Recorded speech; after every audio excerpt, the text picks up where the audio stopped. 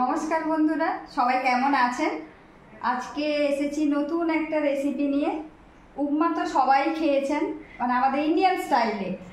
Indian বলাটা ভুল হবে, ওয়েস্ট বেঙ্গল স্টাইলে, কিন্তু সাউথ ইন্ডিয়ান স্টাইলে উপমা আপনারা খাননি। আজকে বানাবো সাউথ ইন্ডিয়ান স্টাইলের উপমা। দেখে নিন কি কি লাগবে।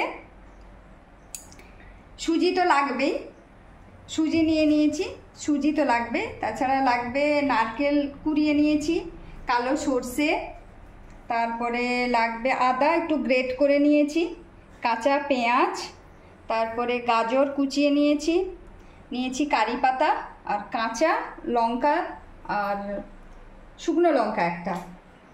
এবার আপনারা দেখতে থাকুন কিভাবে উপমাটা বানাই।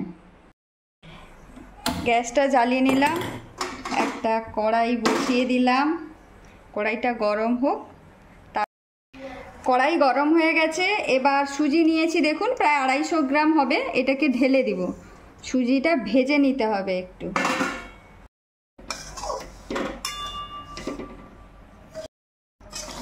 দেখুন ভাজা হয়ে গেছে, এইভাবে হালকা হালকা লাল লাল হয়ে আসলে আপনারা নামিয়ে নেবেন সুজিটা। থালায় নামিয়ে নিলাম। এবার কড়াইতে একটু সাদা তেল দিলাম,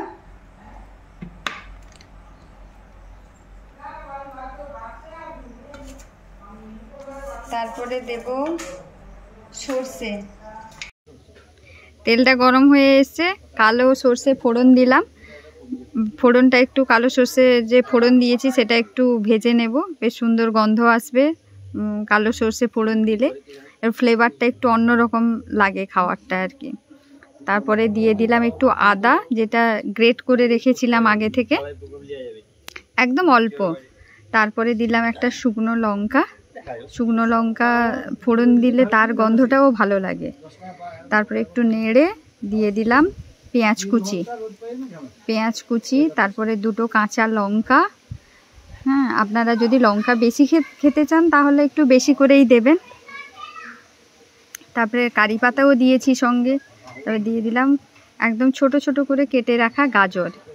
এবার এটাকে, এই গাজর আর একে ভালো করে নাড়তে হবে। একটু এরকম হালকা একটু ভাজা ভাজা হয়ে এলে জলটা দিয়ে দেবো।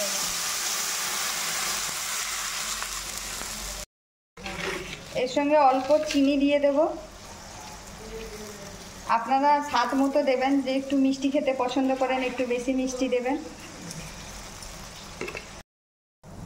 জলটা ফুটে গেছে, এবার আস্তে আস্তে সুজিটা দিয়ে দেব।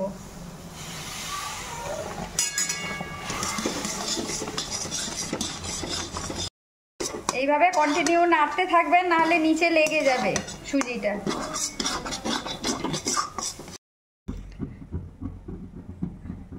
ভালো গন্ধের জন্য আপনারা একটু ঘি দিয়ে দেবেন, ঘি দিলে এর টেস্টটাও ভালো হবে আর এর গন্ধটাও ভালো লাগবে। একদম শেষে নামানোর আগে নারকেলটা ছড়িয়ে দিয়ে নামিয়ে নেবেন।